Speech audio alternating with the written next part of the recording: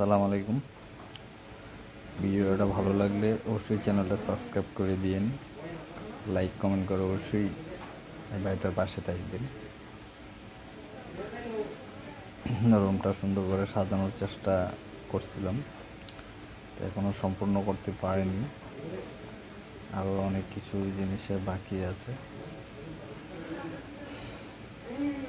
চেষ্টা করবো বাকিগুলো আনার জন্য। তবে রুমটা কেমন হয়েছে সেটা অবশ্যই কমেন্টে জানাবেন, কার কাছে কীরকম লাগছে জিনিসগুলো অবশ্যই কমেন্টে জানাবেন।